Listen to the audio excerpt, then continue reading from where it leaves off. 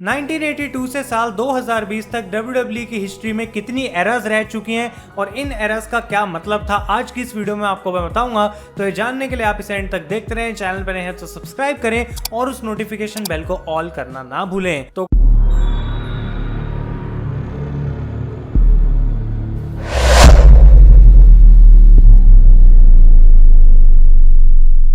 तो गाइस, कैसे हैं आप लोग? मैं हूं आयुष और आप देख रहे हैं रेसल इंडिया और स्वागत है आपका आज का इस नए एपिसोड ऑफ WWE एक्सप्लेन्ड में, जहां पे हम बात करने वाले हैं about the every WWE era ever. इनके पीछे मतलब क्या था, क्या ये रिप्रेजेंट करती थी, और आपको एक काफी इन्फॉर्मेटिव वीडियो आज मिलने वाली है। तो फटाफट से आप इस वीडियो को लाइक कर दें, और जो हमारा लाइक का एम रहने वाला है आज वो होगा 1500 लाइक्स का।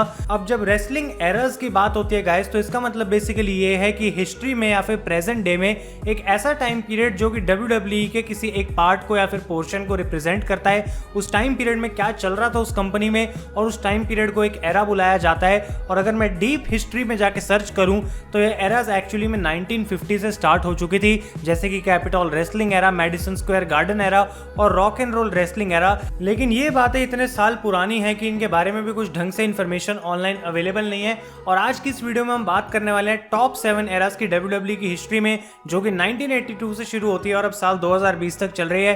तो हम ऑर्डर में चलेंगे गाइस, और जो सबसे पहला एरा की मैं बात करने वाला हूं वो है दी गोल्डन एज एरा, जो कि चली थी 1982 से लेकर 1993 तक। अब ये वो समय था जब लोग रेसलिंग को एज अ स्पोर्ट समझना शुरू कर रहे थे और मेन स्ट्रीम मीडिया की उनको अटेंशन मिल रही थी। और जो इसके स्टार्ट होने के दो इंपॉर्टेंट रीजंस थे, उसमें सबसे पहले थे विंस मैकमैन, जिन्होंने रेसलमेनिया 1 प्लान करी थी और वो एक बहुत ही बड़ा सक्सेस रही थी। और दूसरा रीजन था गाइस ऑब्वियसली इसके पीछे हल्क होगन।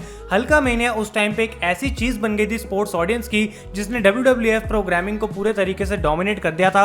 और उस समय पे Hulk Hogan literally wrestling business में सब कुछ माने जाते थे, एक ऐसे सुपर हीरो माने जाते थे जिनको लोग हमेशा देखना चाहते हैं, हर समय पे देखना चाहते हैं। और ये माना जाता है कि अगर उस समय पे WWF के पास हल्क होगन नहीं होते तो शायद आज के दिन में WWE एग्जिस्ट भी नहीं करती। इनफैक्ट इतना ज्यादा निर्भर थी WWE हल्क होगन के ऊपर कि रैंडी सैवेज और अल्टीमेट वॉरियर जैसे सुपरस्टार्स, जिनका अपने आप में कमाल का करियर रहा था, वो कई गुना और ज्यादा पॉपुलर हो सकते थे अगर हल्क होगन को इतना ज्यादा फीचर नहीं करा जाता। तो ये गोल्डन एज एरा इसीलिए बोली जाती है क्योंकि हल्क होगन एक सिंगल हैंडेडली ऐसे सुपरस्टार बन गए थे जिन्होंने WWF की तकदीर बदल दी थी। और ये उस समय पे गाइस एक बहुत ही बड़ी बात थी। तो हल्क होगन ने 1993 में डिसीजन लिया कि वो WWF को छोड़ के WCW में जाने वाले हैं, और इस चीज ने नया राइज दिया गाइस एक नई एरा को, जिसका नाम था द न्यू जनरेशन एरा, जो कि 1993 से 1997 तक चली थी। और इस दुनिया में एक हार्श रियलिटी है गाइस कि एक समय पे किसी चीज का बहुत अच्छा टाइम आता है, लेकिन एक बुरा टाइम होता है जो सबके लिए कभी ना कभी आता है। और ये था WWE के लिए वो पीरियड जो कि उनकी हिस्ट्री का one of the worst time था, क्योंकि 1991 में ये बात ऑफिशियली लीक हो गई थी और WWE पे केस हो गया था कि उनके डॉक्टर्स जो है सुपरस्टार्स को स्टेरॉइड्स दे रहे हैं उनकी लुक को एनहांस करने के लिए। और जब ये बात दिखी गई कि विंस मैकमैन का भी इस चीज में हाथ था, तो उनको 8 साल की जेल होने का खतरा था। अब जबकि 1994 के अंदर विंस मैकमैन को इस पूरे स्कैंडल से छुटकारा मिल गया था, लेकिन हल्क होगन जैसा कि मैंने कहा गाइस उस कंपनी को छोड़कर चले गए थे। और उस समय WWE के पास कोई भी चारा नहीं था, उनको ड्रॉप करना ही पड़ा इन सारे स्टेरॉइड बेस्ड सुपरस्टार्स को, और नेचुरल लुकिंग रेसलर्स जैसे कि ब्रेट हार्ट और शॉन माइकल्स को उनको हायर करना पड़ा, जो कि उस समय WWE के लिए एक बहुत बड़ी मोमेंट बन गई थी। लेकिन गाइस उस समय अंडरटेकर भी नए नए आए थे और किसी भी सुपरस्टार की पॉपुलैरिटी उतनी नहीं थी जितनी की हल्क होगन की थी।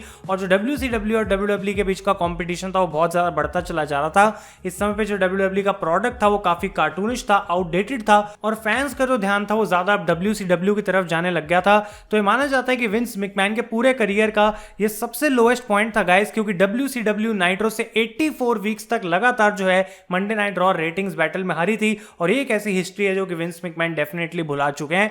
अगली एरा की हम बात करते हैं गाइस, तो probably one of the most cherished era in the history of professional wrestling is the attitude era, जो कि चली थी 1997 से लेकर साल 2002 तक। अब WWE ये बात खुद कहती है कि उनकी सबसे बेस्ट हिस्ट्री जो रही है वो एटीट्यूड एरा के टाइम पे थी। और गाइस हम ये बात बिल्कुल भी डिनाई नहीं कर सकते कि WWE इस समय पे सबसे ज्यादा पॉपुलर थी, और इतनी पॉपुलर थी कि उसके बाद आज तक उतनी पॉपुलैरिटी उन्होंने कभी देखी नहीं है। और अगर मैं टीवी रेटिंग्स की बात करूं गाइस तो साल 1999 से साल 2000 के बीच में जो एवरेज रेटिंग थी मंडे नाइट रॉ की वो थी 6 मिलियन व्यूअर्स की। और हम जानते हैं कि कितनी सारी अमेजिंग मोमेंट्स हमें एटीट्यूड एरा ने दी है, जैसे कि Montreal screw job, stone cold Steve Austin और विंस मैकमैन की फ्यूड, मिक फोली की वो हेल इन अ सेल की फॉल जहां पे अंडरटेकर ने उनको फेंका था, उसके बाद माइक टाइसन, और हमें दिया है हिस्ट्री का सबसे कमाल का सुपरस्टार द रॉक रेसलमेनिया 17 जो कि प्रोबेबली इस पूरी कंपनी का greatest pay per view of all time है। और उस समय WWE का जो प्रोडक्ट है पूरा आग की तरह आगे बढ़ रहा था, जो कि चीज कभी किसी ने पहले देखी नहीं थी। और अगर मैं बात करूं टैग टीम डिवीजन की तो उस समय Edge, Christian, Dudley Boyz, Hardy boys,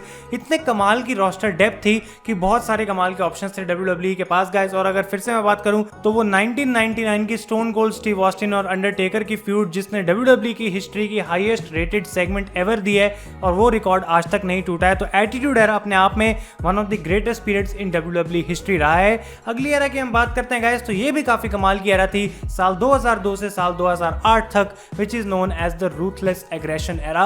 अब अगर आपने देखा हो तो WWE नेटवर्क पर इसके रिगार्डिंग पूरी सीरीज है और प्रोबेबली आपको इसके बारे में ऑलरेडी बहुत ज्यादा नॉलेज होगी। और मैं कहना चाहूंगा कि इस एरा में सारी चीजें थी गाइस, सिर्फ एक चीज मिसिंग थी और वो थी टीवी रेटिंग्स, क्योंकि ये ऑलमोस्ट पूरे पीरियड के टाइम पे काफी एवरेज रही थी और ऐसा नहीं था कि WWE सारे शोज को ब्लो आउट कर रही है विद देयर रेटिंग्स। लेकिन अगर मैं इस चीज को मायने में ना रखूंगा इस तो रूथलेस एग्रेशन एरा एक ऐसा पीरियड था WWE के लिए जो कि creatively one of the best times है उनकी पूरी हिस्ट्री के अंदर। मंडे नाइट रॉ उस समय पे अपना ओल्ड तरीका फॉलो कर रही थी और पहले जो हमें चीजें देखने को मिलती थी वही देखने को मिल रही थी। लेकिन जो स्मैकडाउन है वो इस एरा के अंदर थ्राइव करी थी गाइस, क्योंकि पॉल हेमन जो थे वो लीड राइटर थे शो के अंदर और माना जाता है जो कि स्मैकडाउन 6 थे, यानी कि Kurt Angle, Edge, Chris Benoit, Rey Mysterio, Eddie Guerrero and Chavo Guerrero, इनकी वजह से जो है स्मैकडाउन एक अलग ही लेवल का शो बन गया था। हमें इस समय पे एडी गरेरो और क्रिस बेनोआ की वो कमाल की इमोशनल टाइटल विंस देखने को मिली, conclusion of the Rock and Austin rivalry देखने को मिली एट रेसलमेनिया 18। और हम ये भी बात जानते हैं गाइस कि शॉन माइकल्स ट्रिपल एच की वो फ्यूड जहां पे ट्रिपल एच उनके अगेंस्ट हो गए थे, ECW के one night stand paper views और बहुत सारी ऐसी चीजें जिसकी वजह से मिड कार्ड सुपरस्टार्स भी जो थे वो मेन लेवल की अट्रैक्शन बनने लग गए थे। अब इसके एंड में जाते जाते जो चीजें हैं वो थोड़ी डिक्लाइन पे चली गई थी, क्योंकि ट्रिपल एच जैसे सुपरस्टार्स जिनको लोग नहीं देखना चाहते थे उनको बहुत मेजर वे के अंदर पुश करा जा रहा था। लेकिन तब भी अगर मैं ओवरऑल आपको बताऊंगा इस तो रूथलेस एग्रेशन एरा एक ऐसा टाइम था WWE के लिए जिसने काफी सारी नई चीजें सिखाई एज अ प्रोडक्ट WWE को और उनको बहुत सारे तरीके से इंप्रूव करा।